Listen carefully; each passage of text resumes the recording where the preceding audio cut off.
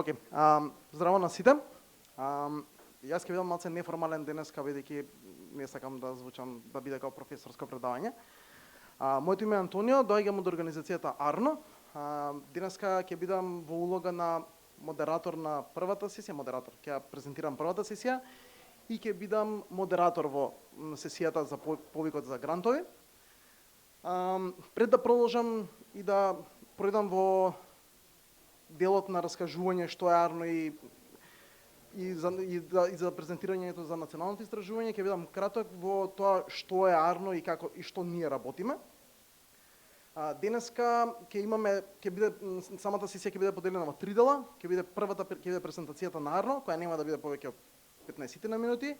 Ќе го слушнеме излагањето на професорката Наташа Даниловска, која ќе го презентира националното истражување кое беше изготвено за потребите на овој проект, и на крајот, после кратката кафе пауза која ќе имаме за мрежување за социјални предпријатија и невладините организации надвор во Пречанкот, ќе зборуваме за предлогот за повикот за грантови.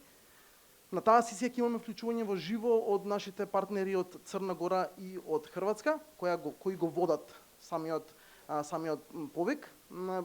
Ние сме само линкот, тоест врската меѓу проектот и нашите партнери, за да ви помогнеме тука во процесот на аплицирање, но и подоцна кога ќе дојде моментот на евалуација и на останати работи. Како што може да видите на слайдот погоре, ние се викаме Арно.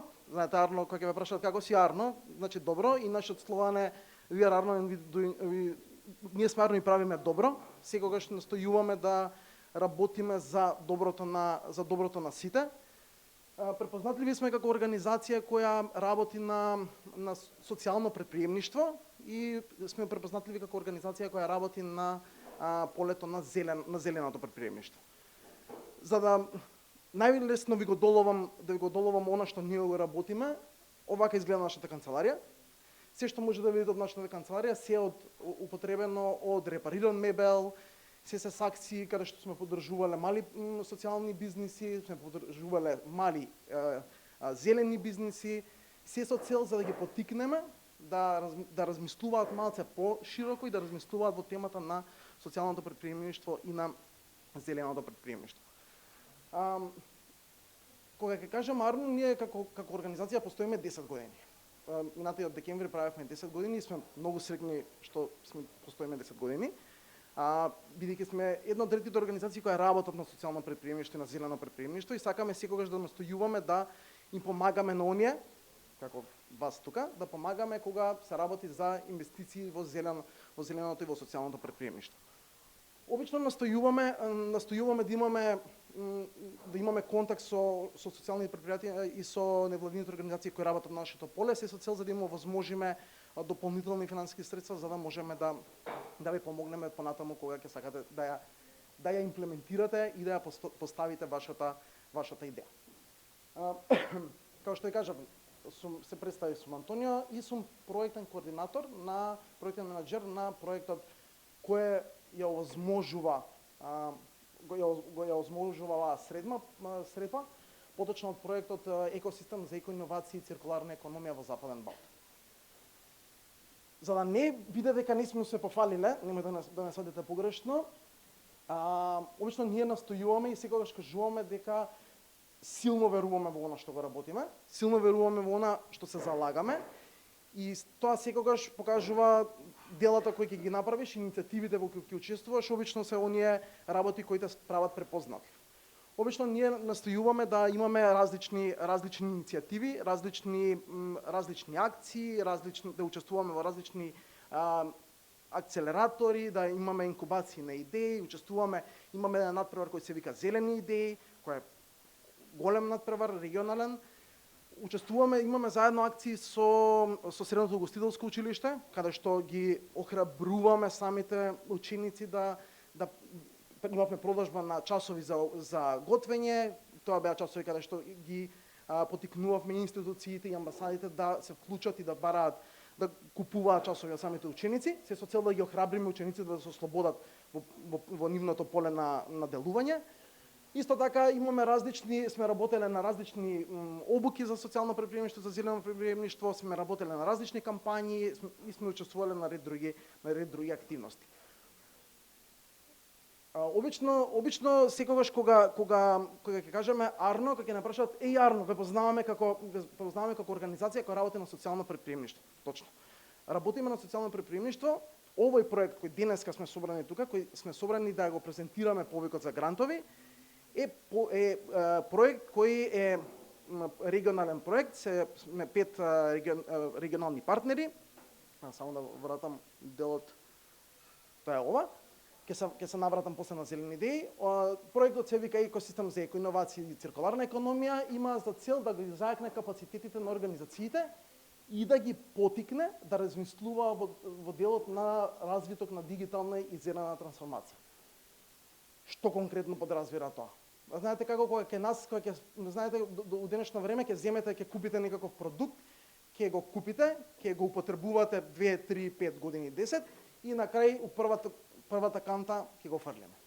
Целта на овој проект е тоа да го спречи, поточно да ве натера да го обновите, да го поправите, да го репарирате, да ги употребите дополнителните делови, да го употребите самиот продукт за подоцна, за да може да влезе во моментот на циркуларност.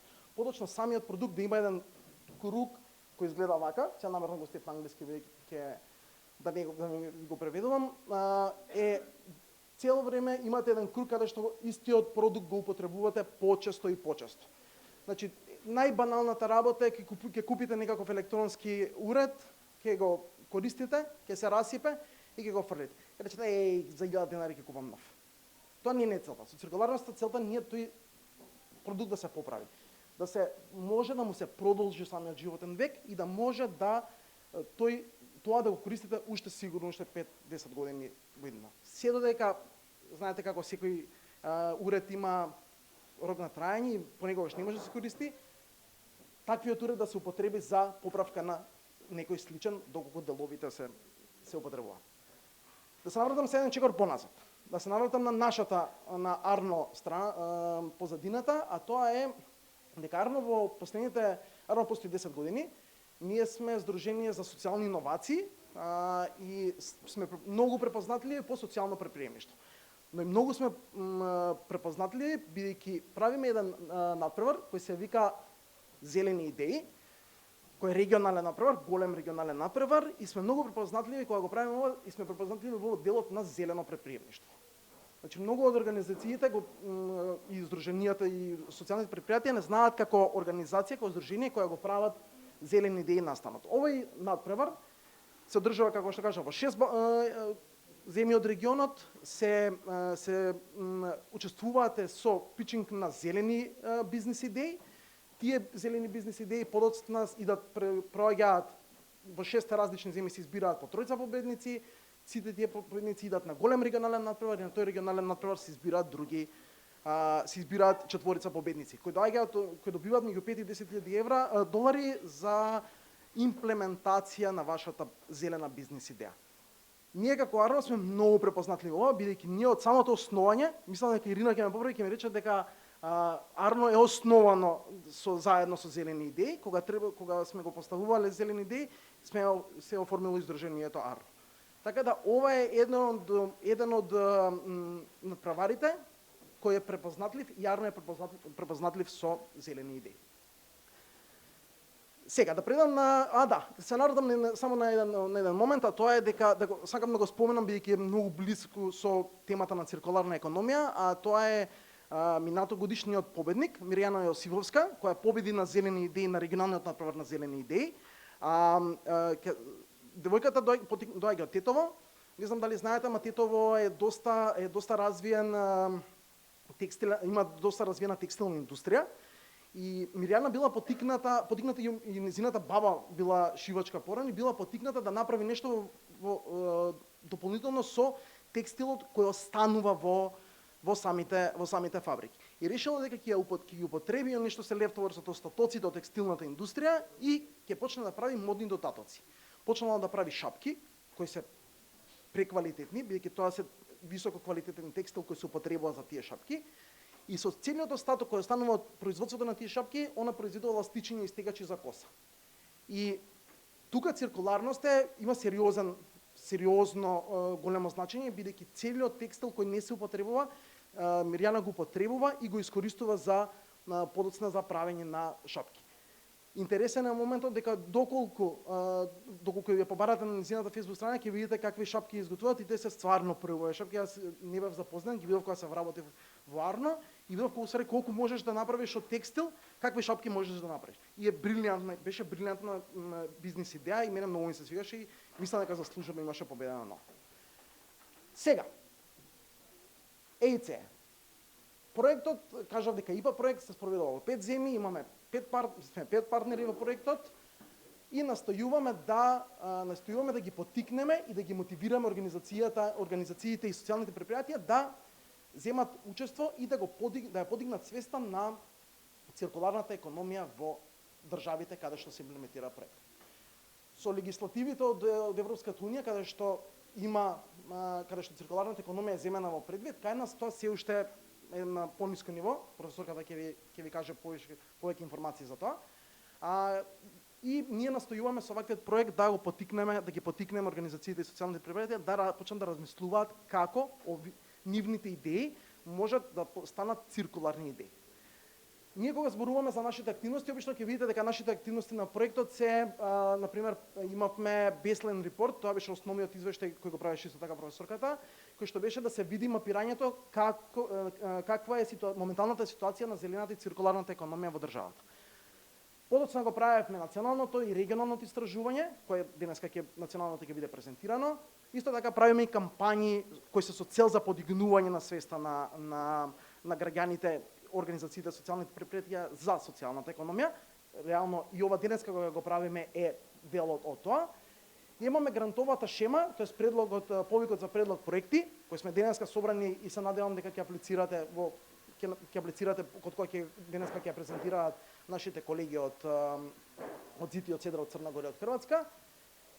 Да знаете дека по изборот, по апликацијата, рокот за пријавување до 27 мај, завршува самиот повик, ќе е предвиден да се одржи камп за предлог проектите, тоа е за избраните победници за избраните проекти, е предвиден да се одржи камп, за локацијата не можам да ви кажам, ама ќе биде некоја од 5 земји каде што се спроведува проектот, најверојатно тоа ќе биде Подгорица во Црна Гора, бидејќи координаторот на самиот проект е од таму. Исто така имаме работилници со универзитети и со Стопанската комора, бидејќи ни се едни од најглавните алки за поттикнување на циркуларна економија, бидејќи знаете, Стопанската комора работи директно на циркуларна економија, универзитетите треба да работат да ги поттикнат студентите и професорите да ги поттикнат самите студенти, а универзитетите да ги поттикнат професорите да работат и да ги мотивираат студентите да работат на циркуларна економија. Да се отрне оној момент на го користам продуктот и го фрлам, него да се заинтересираат малце луѓето што поконкретно може да се направи со тој продукт. И на крајот го имаме регионалниот центар за подигнување на свеста. Ова е еден центар кој е планиран да се спроведе, да го отвориме при крајот на октомври. Целта на самиот центар ќе биде да ги привлече граѓаните да сватат што е циркуларна економија, да го сватат делот како може да помогнат при воведување на циркуларна економија, како може да учествуваат, како може да се ги поправат собствените работи, што представува поправката, колку ќе ги кошта таа поправка, како полесно да стигнат до реобнова или поправка на нивниот продукт и ред други работи. И за да не должам многу, да не бидам досаден дека го презентирам проектот 20 минути, ќе дадам простор на професорката, бидејќи малце доцневме со агенда да ви го презентира националното истражување. Се надам дека ќе не опфати негде околу 30 на минути. Се со цел, зашто сакаме денеска да го презентираме истражувањето е дека многу е голема веројатноста дека податоците и она што ќе го спроведеме што ќе го споделиме од самото истражување може да ви ја поттикне идејата, да ве мотивира за нова идеја, да ви ја прошири идејата, да ве натера да размислувате малце во по-циркуларен или во по-зелена насока на идејата, затоа ќе пробаме да бидеме и кратки, се надевам, и ќе пробаме да ви го доловиме националното истражување. Професор, ќе само да пуштам презентацијата. Здраво на сите, Наташа Даниловска од Економски институт од Кирил и Методи. Како што ви кажа Антонио, јас го работев истражувањето за овој проект, поделено во 3 сегменти. Поделено во 3 сегменти, базичен извештај, регионално истражување и регионално истражување. Инаку проектот сам по себе е прилично комплексен и изобилува со многу податоци. Јас го извидоизменив, да речам, малку пристапот со намера да го прилагодам на денешната тема. Во истражувањето е исклучиво базирано на секундарни извори на податоци, да речам како примерна истражувачка метода е употребена некоја скратена верзија на Делфи методот, во која заедно со останатите партнери, така ни една серија на дебати, дискусии, усогласувања, стигнувавме до кои се регионални заеднички компоненти на земјите. Она што го констатиравме од досегашното истражување е дека во овие земји отприлика сме на исто ниво во поглед на и на циркуларната економија и на развојот на социјалните предпријатија. Колегата од Косово на почетокот беше загрижен дека они прилично заостануваат зад нас, меѓутоа кога ги презентиравме националните истражувања во Подгорица, констатира дека е во одлично друштво, така да отприлика сите сме тука негде. Јас претпоставувам дека основен мотив за пристапување кон едно вакво комплексно истражување кој што опфаќа и многу нови концепти и за Европската Унија е токму нашата аспирација на целиот регион за интегрирање во Унијата и најмногу зелената агенда за Западен Балкан, која што е навистина една можност за регионална соработка, а циркуларната економија е еден од постулатите кои што се во зелената агенда. Значи, во истражувањето е опфатена состојбата во циркуларната и социјалната економија во Македонија. Потоа, како резултат на тоа истражување, произлегува и некои конкретни, се идентификуваа сектори и можности за учество на компании.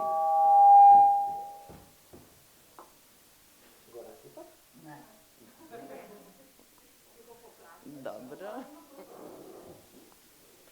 Сектори и конкретни сектори и можности во македонската економија кои што нудат потенцијал за циркуларна економија и ангажман на социјални компании во циркуларна економија. Основа за постојање на циркуларната економија е најголем дел справување со отпадот и поддршка за развој на така наречените 3R, R, R производи, рециклирај, реупотреби и репроизведи. Затоа направен е преглед и на постоечката поддршка, да речем, во Македонија за тие 3R производи и на крајот, иако е ова сосема нов концепт за Унијата, дигиталниот пасош за дигитален производ, секако го заокружува сегментот на циркуларната економија, па во истражувањето се направи една свод анализа за можностите за воведување на пасош за дигитален производ во Македонија. За циркуларната економија, како што кажа во извештајот, и Антонио кажа, дел беше и да се согледаат, да се видат националните политики, за да може да се препорача еден регионален пристап, меѓутоа овдека нема да ги изложувам сите национални документи кои што ги анализирав, а бројни се, од проста причина што во Македонија се уште не постои една наменска, да речам, стратешка рамка за циркуларна економија, туку бројни национални документи, акти, регулативи, правилници и така натаму го тангираат концептот, така да постои база правна, формална правна и стратешка во државата да се сите субјекти да се занимаваат со циркуларна економија, но и мимо превземените обврски во договорот за стабилизација и асоциација со Унијата, зелениот договор за Западен Балкан, нашата економија навистина е закана за околината. Македонската економија се уште доминантно се потпира на фосилни горива, односно нафтата и јагленот се основни двигатели на нашата економија и се и едни од основните произведувачи на штетни гасови. Најголем процент од тие штетни гасови, 80% од нив се јаглероден диоксид. Македонија и покрај тоа што има природни услови да користи обновливи извори на енергија, многу е мал процентот на обновливи извори што ги користиме, само 14%, и тоа тие 14% главно се подпираат на хидропотенцијалот на државата, односно на водни ресурси, иако имаме и можности, а и поддршка за фотоволтаични централи, значи за искористување на сончевата енергија, за искористување на енергијата од ветерот. Понатаму, отпадот, управувањето со отпад, наша очигледна слаба страна, слаба страна, значи и покрај напорите, неколку годишни планови за управување со отпад и така натаму, факт е дека со ова прашање се уште не сме се справиле. Напротив, расте трендот на собирање на комунален отпад, па така од 380 кг по жител во 2015 се зголемува на 441 кг по жител во 2019 година, и тоа морам да ви кажам дека се ова само предпоставки, податоци базирани на проценки, затоа што само 10% од општините, иако се обврзани, доставуваат информација, податоци за собраниот отпад. Значи, само на база на 10 доставени извештаи направена е проценка на количествата на отпад по глава на жител, и уште што е дополнително, сите овие проценки по глава на жител се правени пред објавување на податоците од последниот попис и правени на база на оптимистичките проценки за движење на населението во Република Македонија.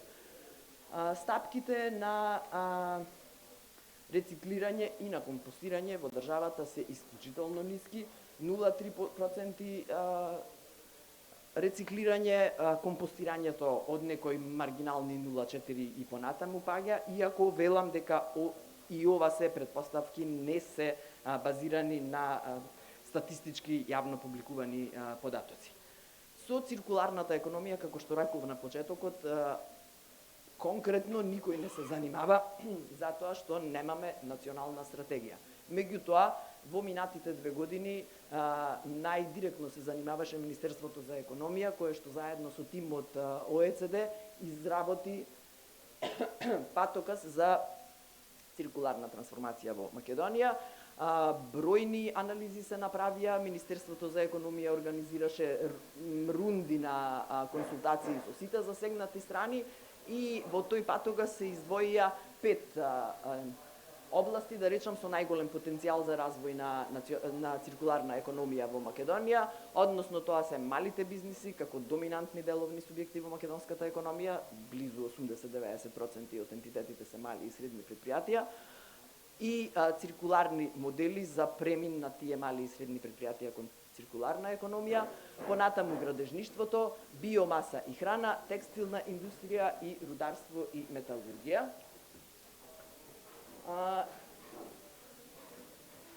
За да не ве оптоварувам со податоци зошто секој од тие сектори е земен како приоритетен со потенцијал, повеќе бе сакала да го насочам вниманието на тоа што се представува циркуларна економија, за да знаете дека во различни фази од животот на производот може да осмислите активности кои што би биле циркуларни.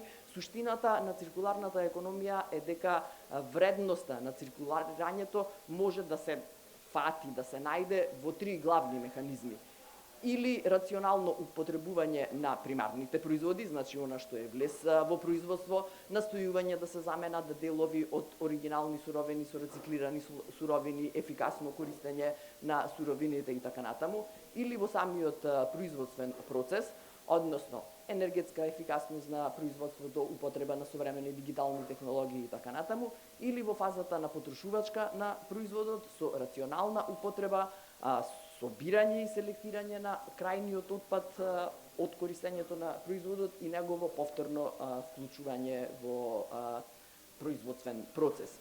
И исто така, кога зборуваме за циркуларна економија, не би требало да мислиме на бизнес as usual, односно само производ, производство и производ кој што се продава, бидејќи во циркуларната економија прифатливо е производите и да се споделуваат, да се даваат под закуп, да се поправаат, да се обновуваат, да се рециклираат и повторно да се произведуваат, значи е еден поширок концепт и како што гледате и на сликата долу, во сите буквално фази од животот на производот постои можност за ангажман на социјални предпријатија.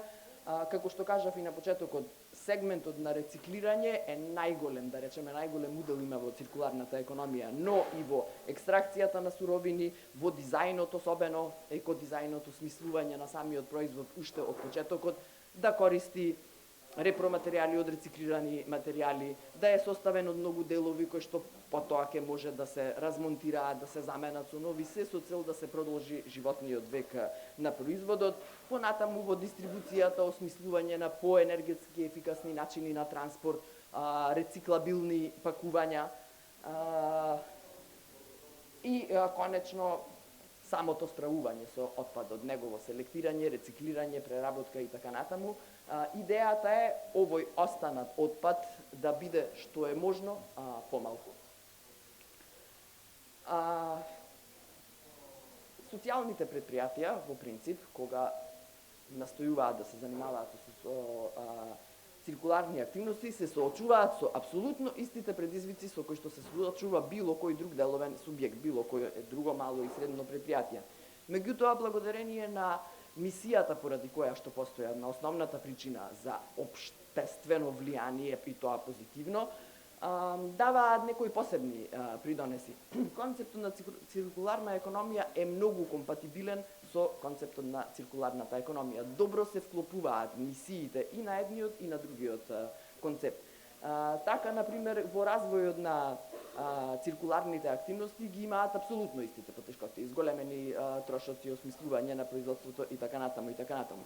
Меѓутоа, социјалните предпријатија се и социјални иноватори и најчесто се и пионери, првите ентитети кои што ги прифаќаат овие концепти на работење, односно на трансферирање од линеарна кон циркуларна економија, и се единствените кои што во општествата го прават видлив овој концепт. Значи, ќе почнат да се занимаваат со циркуларна економија, ќе извадат некој производ или услуга циркуларна и на тој начин го прават видлив. Ова е посебно значајно за општество како нашето, во кое што видовме 77% од популацијата воопшто не е запознаена со концептот на циркуларна економија. Понатака, социјалните предпријатија кои што се занимаваат со циркуларна економија придонесуваат за зголемување на социјалната вклученост и социјалната кохезија, што е повторно основа за нивното постоење. Имено голем дел од социјалните предпријатија за основа и како своја мисија имаат помош на маргинализирани групи на луѓе.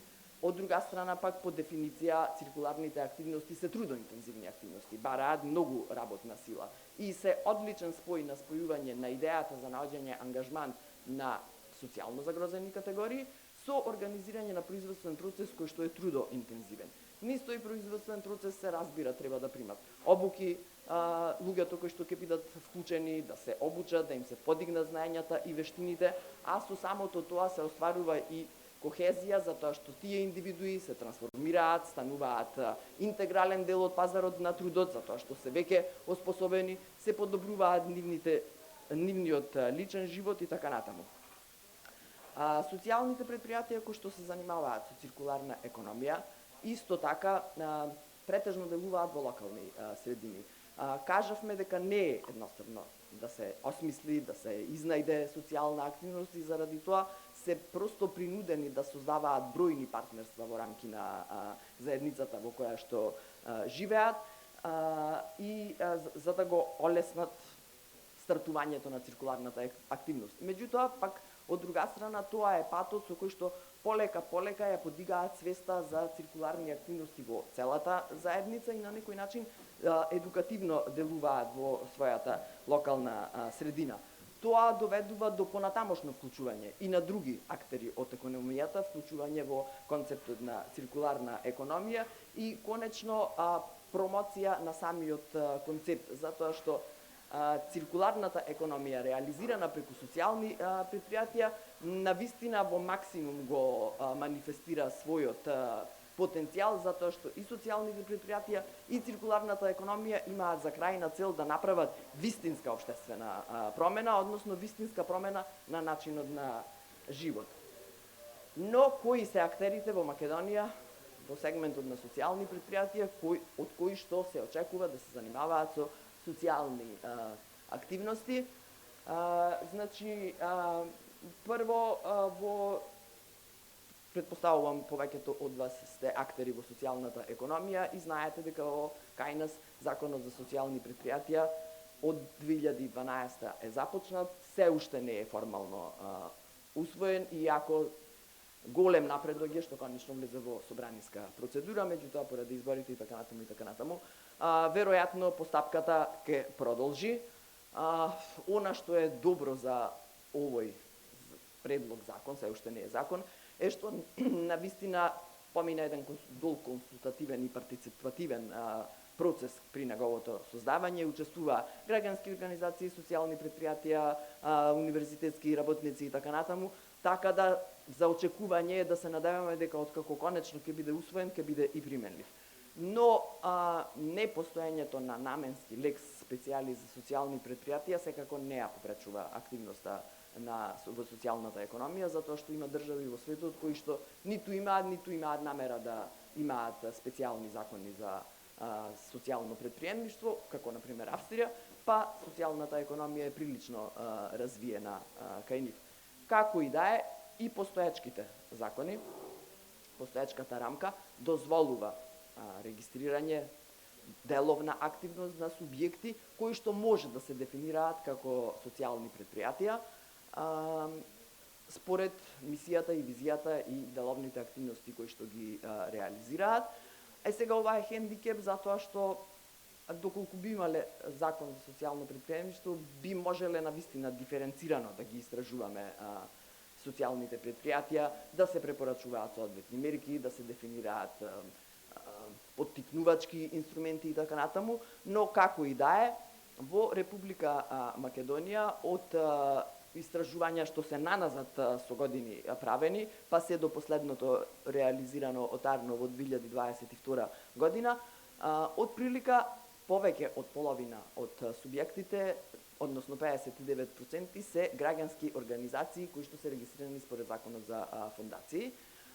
Потоа 37% се мали предпријатија регистрирани според Законот за трговски друштва, по 2% има земјоделски производители индивидуални регистрирани според Законот за вршење на земјоделска дејност и 2% задруги според Законот за земјоделски задруги.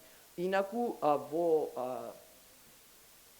да речам во спектарот на социјални предпријатија во Македонија може да се најдат и непрофитни организации регистрирани според Законот за управување со отпад, како што е ПАКОМАК, и микрофинансиски институции регистрирани според Законот за финансиски институции, што се главно штедно-кредитни задруги.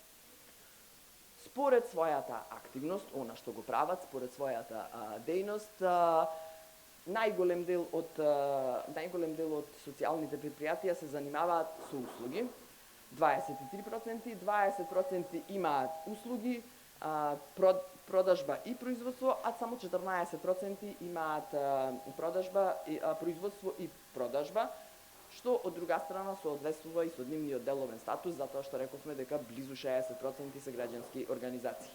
Во однос на услугите што ги пружаат, најчесто се однесуваат на грижа за групи на маргинализирани луѓе, например инклузија и образовна поддршка, поддршка за рековалесценти од зависности, доилки и така натаму, или пак социјално предприемништво како алатка за многу малку обработуваат социјално предприемништво како алатка за самовработување. Локацијата произлегува од нивната структура, со оглед на тоа дека повеќето се граѓански организации, најголем процент од нив, речиси половина, се концентрирани во и околу главниот град, а само 12% се наоѓаат во руралните области. Сознанието дека близу 60% од социјалните предпријатија во Македонија се граѓански организации и само 14% од нив имаат производи и продажба, кои меѓу останатото најмногу произлегуваат од секторот земјоделство. Станува збор за органски земјоделски производи, консумација на органски производи, органски и козметички производи и така натаму. Значи, фактот дека се повеќето граѓански организации, концентрирани околу главниот град, главно со услуги и не е охрабрувачки за развој на социјалното предприемништво, особено не за прифаќање на концептот на социјална, на циркуларна економија. Далеку од тоа дека треба да ја поцениме улогата на граѓанските организации, напротив, без нивниот ангажман концептот на социјално предприемништво воопшто немаше да биде ни на ова ниво развиен. Меѓутоа, факт е дека со нивниот голем ангажман отсуствува предприемничката компонента. Значи, предприемничката компонента од социјалното предприемништво, а пак предприемничката компонента е многу значајна за прифаќање на активности од циркуларната економија. Сега, како што кажавме, дел од истражувањето беше и идентификување на сектори во кои што би можеле во Република Македонија, во кои што би можело да се ангажираат социјални предпријатија кои што би се занимавале со циркуларни активности. Секторите беа идентификувани пред да се објават 5 приоритетни области во патокатот за циркуларна економија и од прилика во најголем дел и се поклопуваат. Значи, според истражувањето, во Република Македонија најголема можност за ангажман на социјални предпријатија во циркуларни активности има во текстилната индустрија, во земјоделството и руралниот развој, во културните и креативните индустрии и управувањето со отпадот. Текстилната индустрија, и Антонио кажа одличен пример, кај нас има многу отпад од текстилната индустрија, близу 700 тони годишно. Ова е податокот од Асоциацијата на Сдруженија од текстилната индустрија и многу низок процент на рециклирање и искористување. За текстилната индустрија веќе компаративните светските искуства кажуваат дека многу може да се примени така наречениот 5R во модата, односно редуцирање, повторно носење, рециклирање, поправка и повторна продажба. Како во рамки на самата индустрија, така и да се понудат како услуги за пошироката јавност.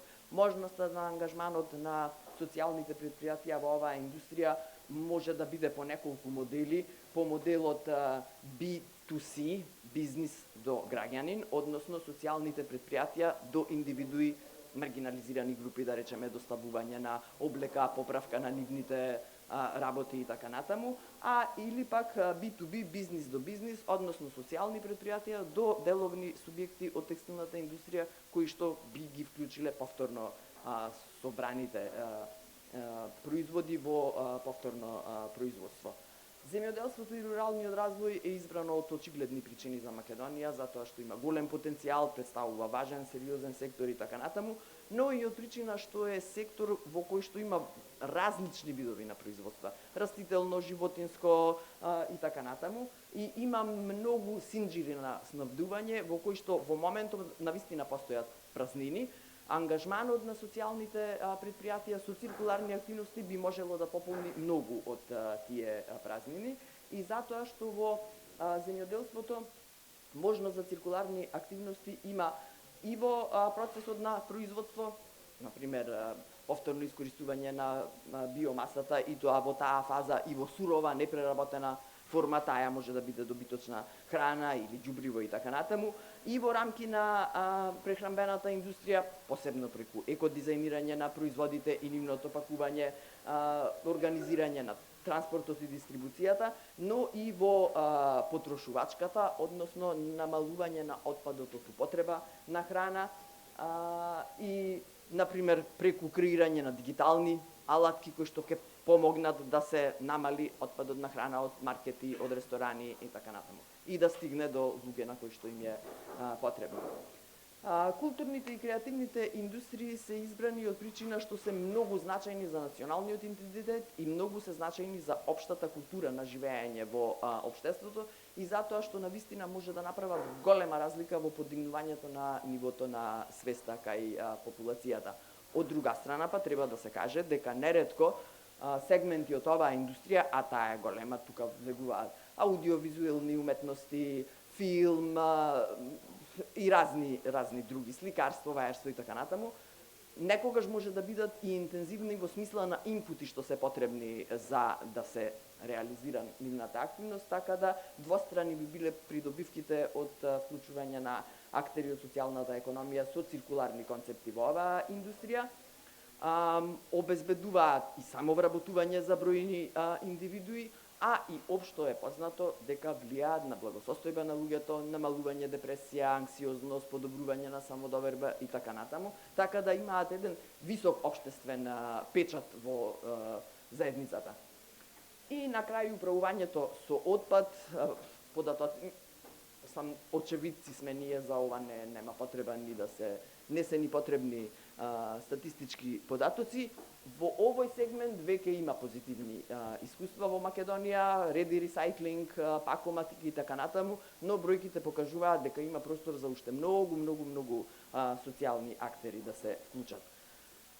Сега, како што кажав на почетокот, реков дека се истражени и можностите за поддршка за 3R производи, и тоа по секторите кои што се лоцирани како приоритетни за развој на циркуларната економија во Македонија, но оваа поддршка, морам да ви кажам, е во зародиш, значи ова е сега ставено на хартија, некаде е преточено во стратегија, некаде е сегмент од некој правилник и така натаму. Како и да е, за малите и средни предпријатија, она што можеме да очекуваме, затоа што треба да се поддржат, да почнат да применуваат бизнис модели за циркуларна економија. Во иднина за очекување е да се создадат можности за управување со отпадот, рециклирање, обновување и повторно производство, поправка или употреба на производот, а за таа цел би требало да се организираат комуникациски кампањи, работилници, менторства, се со цел малите и средни предпријатија да усвојат знаења и вештини како би ги искористиле материјалите за рециклирање. Во сегментот на градежништвото, кое што има огромен потенцијал за циркуларна економија, и само еколошки пристап при рушење и отстранување на отпадот и така натаму многу би помогнал да се намали загадувањето на околината. Она што недостасува и на кое што во иднина ќе се работи е систематско прибирање на податоци за отпад и за градба, со идеја сите да знаеме каде се, какви се, колку се тие материјали, кои од нив би можеле понатаму да се вклучат во производството, и исто така и ќе се посвети внимание и на производство и прифаќање на нови одржливи градежни материјали, но и имплементација на стандарди за квалитет на овие материјали. Во сегментот на биомаса и храна, овој сектор има големи можности за специјализирани производства, значи наменско, органски специјализирани производства и имплементација на одржливи практики на одгледување, и во овој дел ќе се работи на создавање на инфраструктура, која што е посебно потребна, например, за компостирање, но и собирање на биоотпадот. При тоа, со оглед на тоа дека станува збор за отпад, кој што потоа би се користел, да речеме, за исхрана на домашни животни, нужно е да се усвојат и соодветни стандарди кои ќе обезбедат дека рециклираниот биоотпад исполнува норми за квалитет. Во текстилната индустрија, кај што се проблемите во смисла на отпад големи, треба да се каже дека има и сериозни проблеми, затоа што добар дел, најголем дел од отпадот кој што останува од текстилната индустрија е отпад од лон производство, така да сопственоста врз репроматеријалот и отпадот од материјалот во овој момент се уште не е доволно јасна, и за таа цел во најблиска иднина ќе се пристапи кон развој на сеопфатна национална стратегија за одржлива и циркуларна текстилна индустрија, и на крај рударството и металургијата, кои што можеби не се многу интересни за социјалните предпријатија, меѓутоа произведуваат суровини кои што се влез за другите. Можностите се навистина огромни. Колегите од технолошко-металуршкиот имаат истражувања за што се може да се направи од отпадните материјали. има потенцијал, меѓутоа е потребно да се развие и соодветен пазар на кој што би се пласирале овие производи.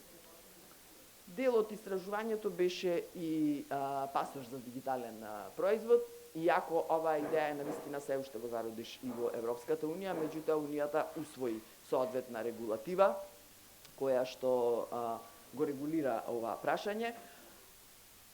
И сите актери, сите извозници од Македонија, иако има меѓу нив и социјални предпријатија, во блиска иднина, доколку сакаат своите производи да ги пласираат на тој пазар, ќе мора да обезбедат пасош за дигитален производ, односно да обезбедат збир на податоци специфични за производот, до кои може да се пристапи по електронски пат, преку носач на податоци, односно преку QR код, што во основа е па и суштествената новина, затоа што информациите, податоците за потекло на производот воопшто не се нов концепт.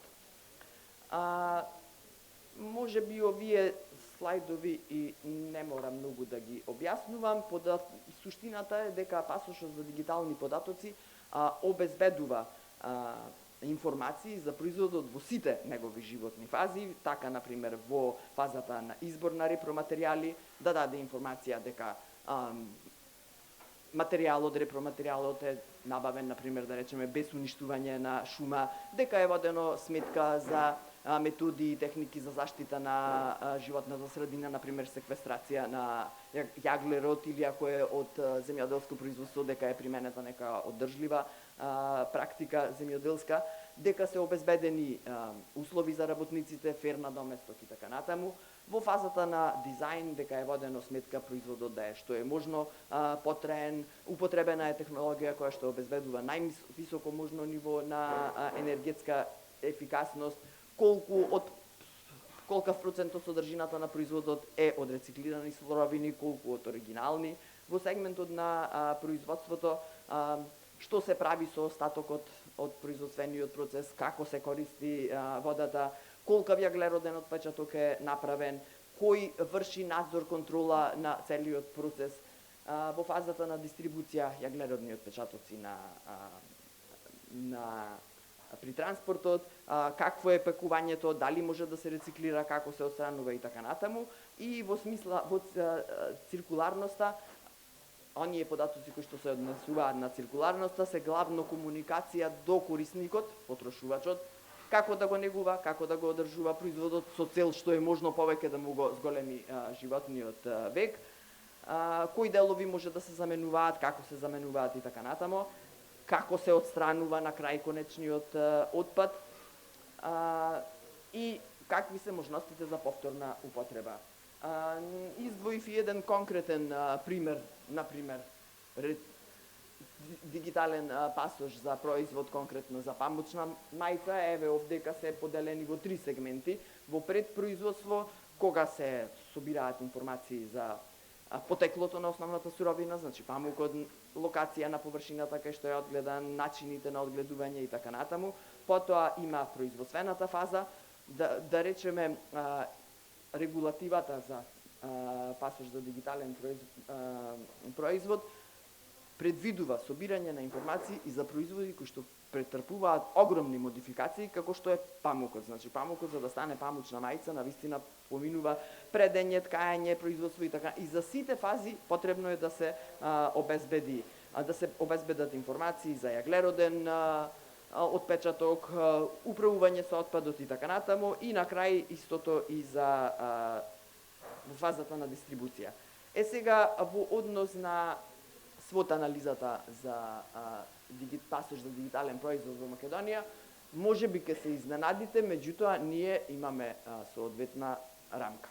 Прво, постои изразена политичка волја во нашата држава, веројатно мотивирана од евроинтеграцијскиот процес, од обврските превземени од Зелената агенда за Западен Балкан. Има јасна политичка волја за циркуларност и во тие рамки и обезбедување на соодветна регулатива за конечно пристапување кон пасош за дигитален производ.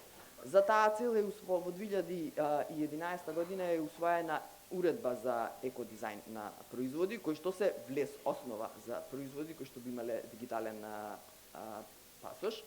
Исто така подпишан е и договор за учество на Македонија во програмата за дигитална Европа. Охрабрувачки во овој сегмент силна страна е и стратегијата за смарт специализација, во која што се издвоени домени кои што во голем дел се поклопуваат со приоритетните области за циркуларна економија. Во смарт специализацијата се издвоени домени кои што имаат најголем иновацијски потенцијал и каде што најмногу вреди да се инвестира во истражување и развој. За очекување дека од некој од овие сектори навистина ќе произлезе производ кој што би можел да поседува пасош за дигитален производ. Во однос на слабите страни, прво е ниската свест, примарно ете 77% воопшто и не се свесни за концептот на циркуларна економија, но и за придобивките од дигитализација, посебно во малите бизниси. За пасошот за дигитален производ клучен е дизајнот, односно уште на самиот почеток дизајнерите мора постојано да мислат како да се зголеми циркуларноста на производот. Сега оваа фаза, пак за разлика од другите, да речеме, дури земјоделски производ или памучна мајца, бара обучени IT професионални дизајнери и истражувачи и многу истражување и развој. За жал и двете недостасуваат во Македонија. Понатамо дигиталниот пасош подразбира непречена размена на податоците дигитални меѓу сите чинители во системот или од фаза до фаза во производот, и е неопходно да се обезбеди висок степен на квалитет на собраните податоци и интероперабилност и компатибилност на системите. Законската рамка за квалитет и обработка на електронски дигитални податоци во Македонија се уште заостанува. Исто недостаток е слаба страна и недостатокот на домашни инвестиции, особено во поглед на современи технологии за производство и дигитални алатки кои што би ги користеле малите бизниси, што навистина многу го ослабува потенцијалот да се пристапи кон производство на пасоши со екодизајн и во иднина и такви кои би имале пасош за дигитален производ. Во однос на можностите, она што е оптимистички е дека е концептот сега нов и сите се многу ентузијасти за тоа и постојат достапни меѓународни и регионални фондови. Еве споменатата уредба, подпишувањето на уредбата за програма за дигитална Европа на Македонија и овозможува заедно со сите други земји од Западен Балкан да аплицира за поддршка за проекти. Обезбедена е поддршка од близу 7,7 милиони евра за периодот до 2027 година, а преку иницијативата за Зелен Балкан може да се аплицира и до регионални програми за подигнување на енергетска ефикасност, за циркуларна економија и така натаму. Можност која што ја нуди во општеството пасошот за дигитален производ е што, како што кажав, бара соработка на бројни актери и соодветни регулативи, поддршка од IT професионалци, околината, јавноста и така натаму, и дава можност за една позитивна јавна креирање на јавна политика и вклученост на многу заинтересирани страни. 90% од македонската економија се мали и средни предпријатија, по дефиниција нивна карактеристика е флексибилност и прилагодување на пазарот. И е за очекување дека оние што се извозно ориентирани и што имаат навистина јасна идеја за циркуларен производ, брзо ќе ги прифатат промените и ќе ги имплементираат.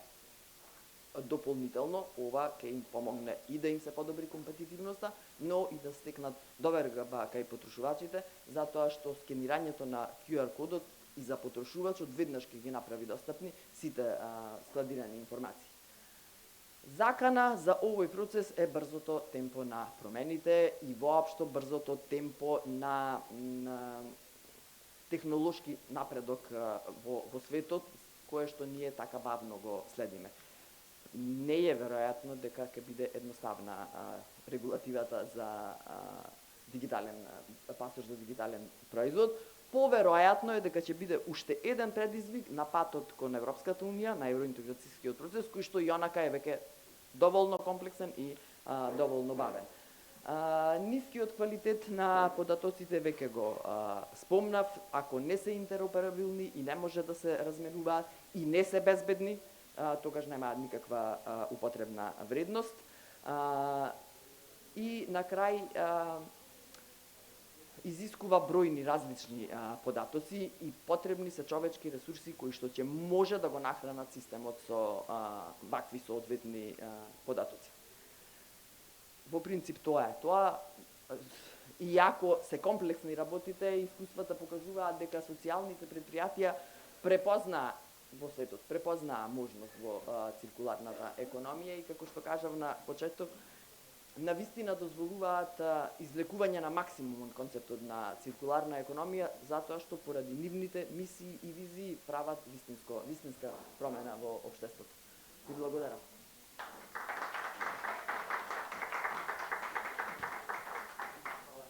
Благодарам, професорке, на прекрасната презентација. Значи, iscrpevме спомнавте доста податоци кои реално може да ни помогнат и за понатамо и може да ни помогнат и при стигнавме податоци кои ќе знаеме како да ги имплементираме и кои ќе дојдат нашите идеи. Бидејќи сме малце кратки со време, сега ќе предаме на кратка кафе пауза од околу 30 минути, ќе ве замолам од 12:30 часот да се вратиме тука, бидејќи нашите партнери од Црна Гора и од Хрватска ќе презентираат повикот за проекти, така да ве молам бидете точни во 12:30 се враќаме тука.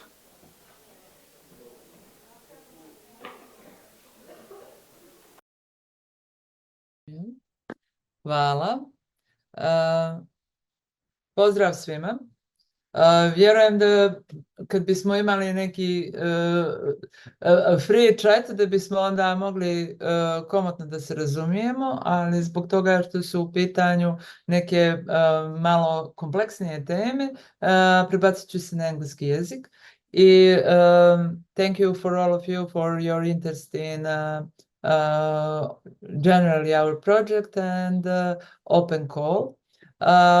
Just few sentences about project name Western Balkan Eco Innovation and Circular Economy Ecosystem is founded by EU through civil society facility regional project program, and duration of the project is 40 months. Leading applicant is ADPZ from Montenegro, and partners on the project are Cedra from Split, Croatia, and my colleague Ivana is today also with us. Then Delhi Space for Creative Activity from near Serbia. You already know that Arno is a partner from Macedonia, Lens from Kosovo, and the Green Building Council from Sarajevo, from Bosnia and Herzegovina. The project generally is focused on promotion of the green and digital transitions in the region. As you already know, the Just Call has overall objective, and the overall objective of the call is contribution to the active engagement of the network of civil social economy actors, which endorse the creation of supporting ecosystem for green and circular economy development, and the specific objective is to contribute to the network development of middle development NGOs and social enterprises dealing in the sector of circular or green economy. Priorities for this grant should be a response to the current challenges in Western Balkan projects. Project area are mentioned countries from Western Balkan in the field of NGOs and social enterprises dealing in circular economy and green economy sector. Within this framework, project proposals should be thematically focused on the following areas: sustainability and continuity. During the process evaluation, will be given preference to the projects that demonstrated a plan for sustainability, and such a all pilot activities which income and generating activities or sustainable or business sustainable strategies will be supported through project impact and innovation. A second priority, that means that prioritize initiatives that demonstrate innovative approaches, potential for scalability, and significant impact of the target communities or sectors, particularly in areas such as eco-innovation, green production, 3R products, upcycling practice, etc. And of course, it's necessary to be stimulating innovative culture expressions. Activities that can be supported by this call, as you already read in project guidelines, actually citizen-centric approaches to delivering public services, development of community-based integrated services, pilot income generating activities aimed at ensuring continuity of the actions beyond the end of the contract. Actually, that means beyond end of the your project realization, testing of innovative approaches and pilots in area of the circular and green economy sector, development of green, social, and sustainable entrepreneurship, and setting up of startups with the exclusion of capital investments. Testing and implementation of business plans and business strategies, production and publication of user manuals, advocacy for the revision of existing legislation, and adoption of new legislation in accordance with EU standards and requirements. Production of new circular and green economy sector and products, education, public awareness and communication campaigns. Можеш на микрофон. Имаме мало технички проблеми. Okay. Сега тој кабел од лаптоп ќе пресете. Кој кабел? Овој? Иако сега не се слуша баш најчесто, на онлайн превод што не бива достапна снимката, може да биде генерално, на прашата како гора ќе кажа за тоа што пиша на останен повик. Ама е тоа што не само Ама не треба да е. Кој треба? А сега ќе пробаат што да го подобрат звукот.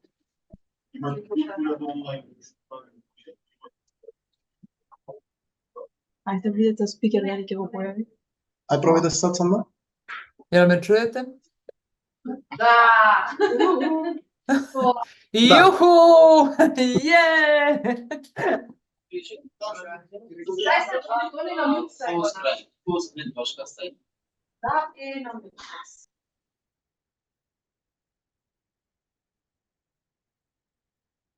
I odakle sad idemo? Jel od početka?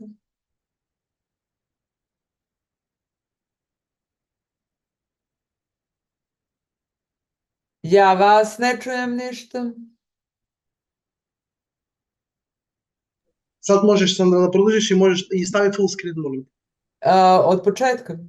Не, можеш да продолжиш. Ok, hvala. Production of new circular mikrofoni je.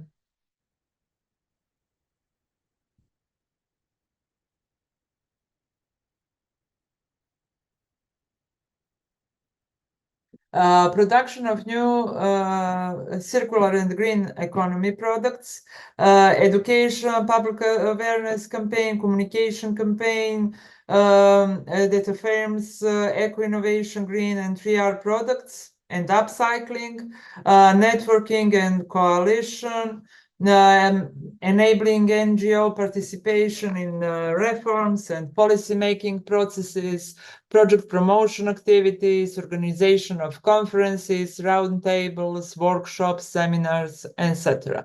And all other activities, specific activities relevant to the call objectives.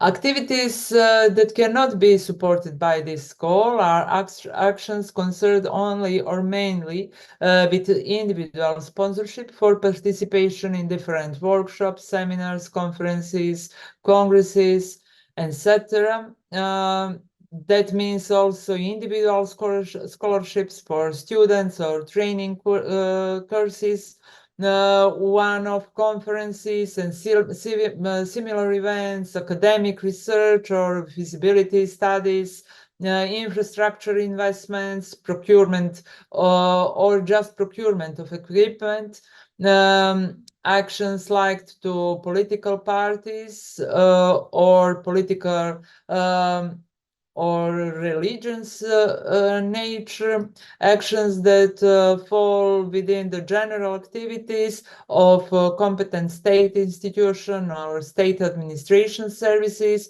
including local governments, actions in relation to the tobacco industry, production of alcohols, arms, and munitions, capital investments. This list of activities cannot be supported by this call.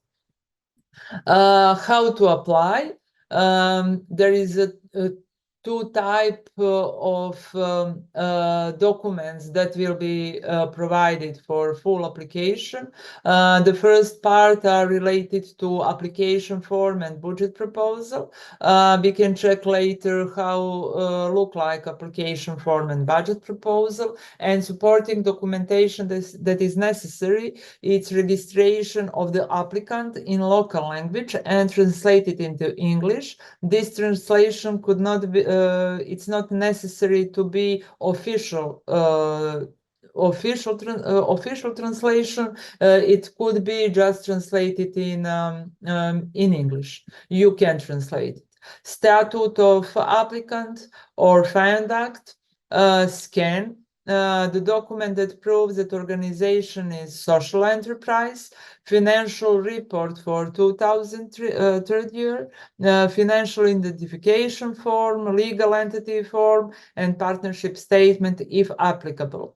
Financial identification form have to be signed and stamped by applicant from one side, and from the other side from bank in which applicant has a bank account, and legal entity form have to be stamped and signed by leading applicant.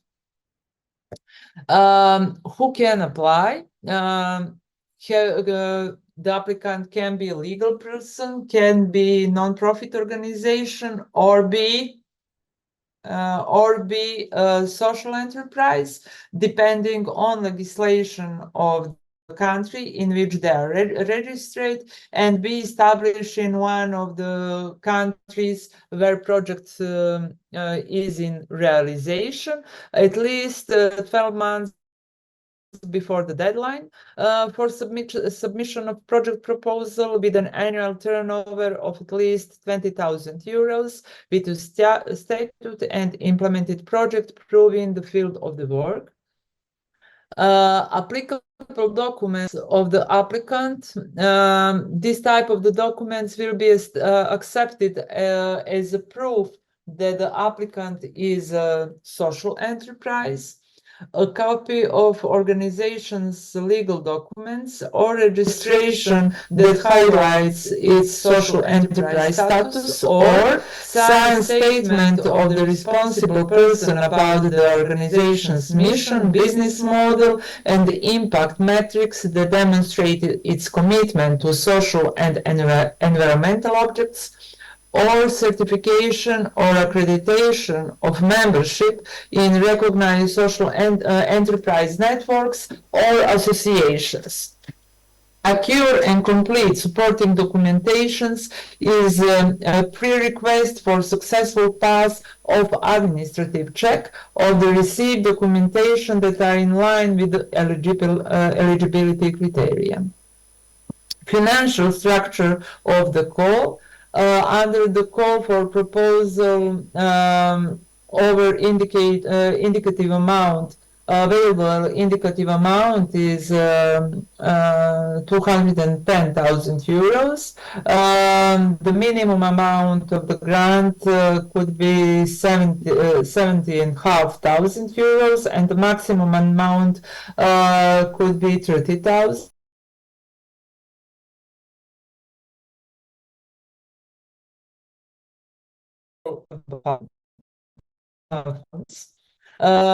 The structure of the budget cost. These are not eligible for the application process. The maximum amount of funds provided and possible cost of furnishing equipment must not exceed 70% of the total cost.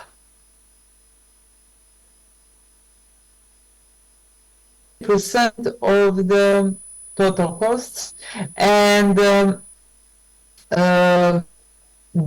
amount, but this part we will pass when I open the budget form. Financial reports of the sub-grants will be subject of external audit. In this case of submission of a partnership project, only one organization, that means the project lead applicant, will be directly responsible for managing the financial resources of all partner organizations in the project. The call encourages cooperation with local institutions, but also with other NGOs, so that even those organizations who are less developed could get the possibility to be supported through this call. In case of partnership project, it's necessary to submit the same supporting documentation as applicant, except for partnership. There is one more document. That the document is in part 6 of application form, named partnership statement. Partnership statement have to be stamped and signed by authorized person of the organization with the status of partner in project. Deadline, we have two types of the deadline. The first one, it's related to deadline for submission of questions related to application process, and this deadline is 17th of May. And all your questions related to related to all parts that are not clear for you, you can send to this email address, and colleagues from CEDRA will send you official reply on your question. And the other important deadline in this moment for you actually is the deadline for submission of project application in electronic form, and that is 27th of May until 4 p.m. Applications submitted after the deadline will not be considered. All applicants will receive a confirmation on the receiving of the email with the project proposal.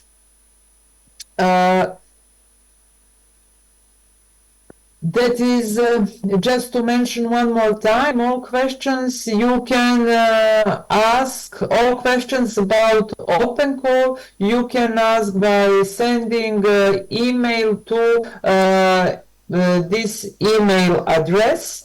This email address pointed in this presentation and in guidelines for the call, and colleagues from Split will respond on it, and all information, all questions collected during the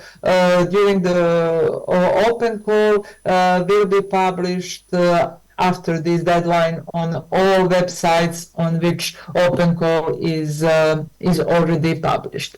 Now I want to pass with you to application form and to budget form. This also can be useful for you just to open new document. Until now we have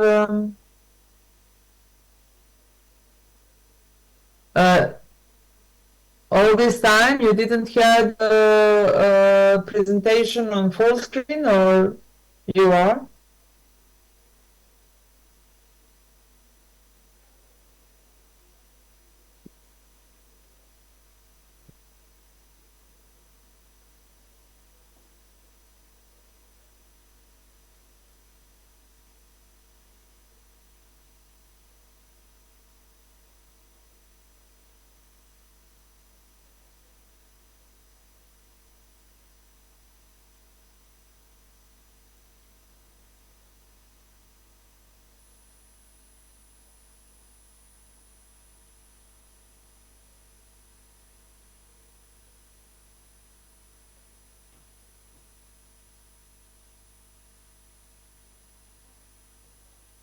I have problem with screen sharing.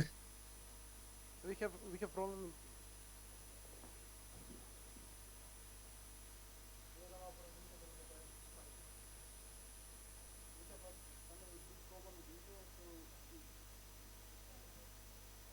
Okay. Then important all information related to all necessary information related to application form. I will now share with you. Application form, it's really simplified. You just need to explain your idea. Your idea have to be really clear.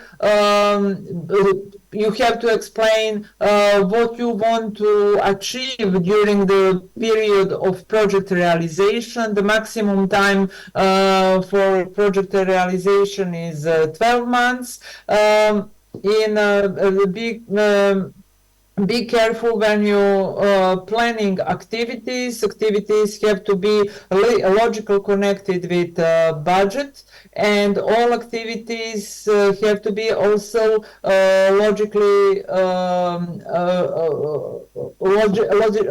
sorted in action plan. That is just few topics related to application form. Related to budget, I have to mention that except direct cost, you have 5% of the indirect cost, and the total amount of your budget will be sum between total direct cost and indirect costs. But all the time think about that you have to provide verification of your expenses also and for direct cost. And one more thing which I think I didn't mention related to budget. Each you are applying for a full amount of money. This project you cannot use as a co-funding for some another initiative, or you cannot co-fund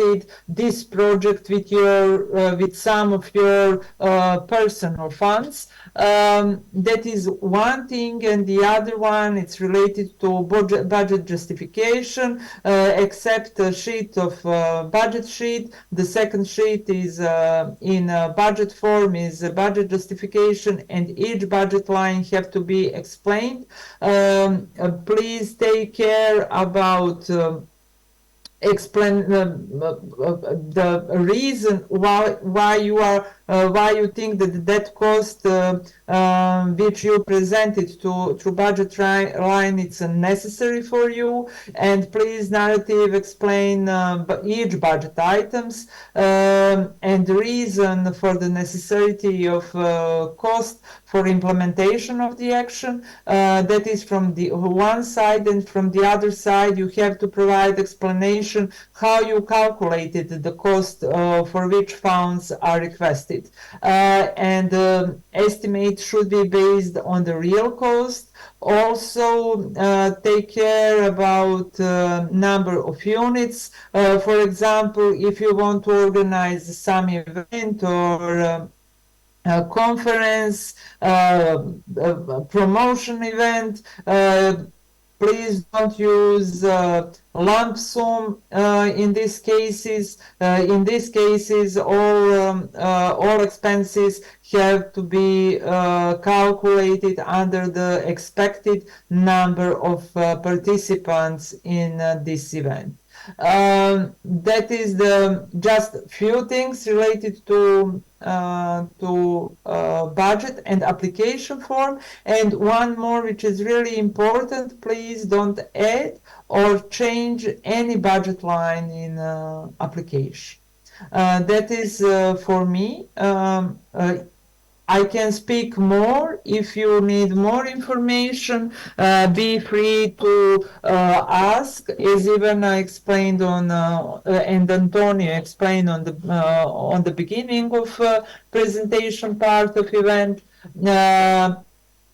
Prepare your question. You can ask them now, but official answers you can expect, and you cannot expect to receive in this narrative level. Official explanations and official answers you can receive only in written form. Thank you.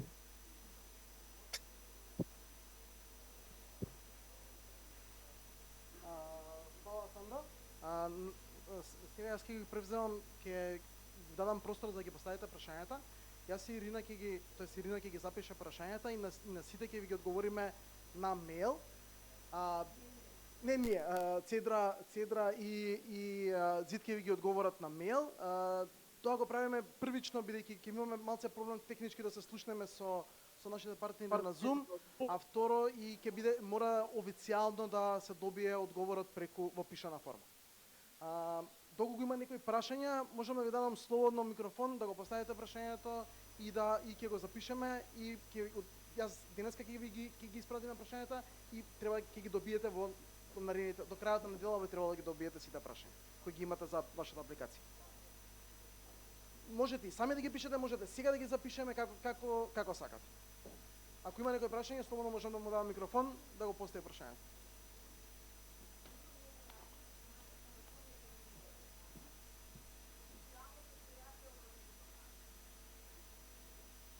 Здраво. Да, окей. Сакам да прашам, значи, дали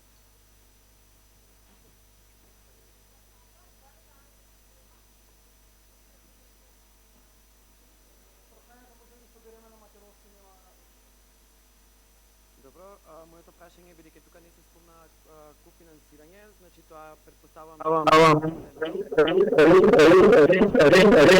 кој треба конкретен одговор, дали е задолжително, односно дали е потребно и дали е добро да се приложи кофинансирање. Бука е звук, ја не чуем нешто.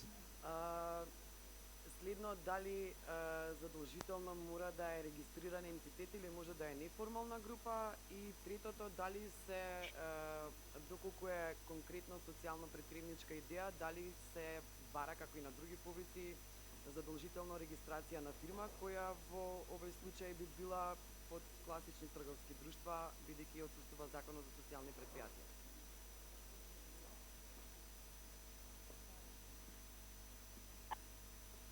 Друго прашање, дали имаме некој? Yeah, I didn't hear the question at all. And can you please in English, because I'm not sure that I understood the question. First I didn't hear it, and then I didn't understand it also, so. Окей, ја што да преведам од тул, зашто имаме мало технички проблем sa звук. Звук. Mhm.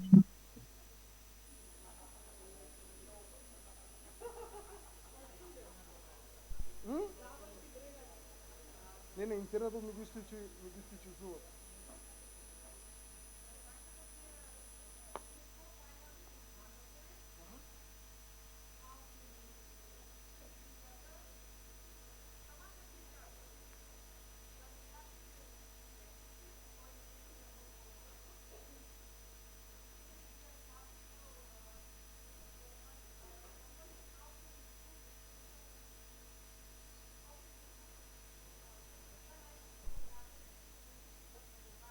Recording in progress.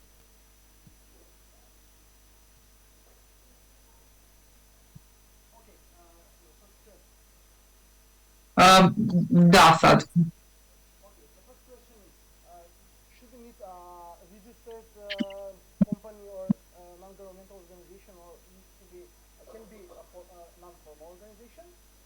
The second question was, Sorry, the first one, I need to write it down also. The first question was, I mean, I can do it after because we have recording it, but can you please, I will answer one Non-formal question at a group, time. even a non-formal group, and to be registered after project realization, as I think. I think I heard it. No. If that is what the question was, the applicant need to be registered as it is stated in our guidelines. I need to check exactly, but I think it is 1 year before the publication of the call. Yes, at least 12 months because Yes. before submission of the call. Yeah. Okay.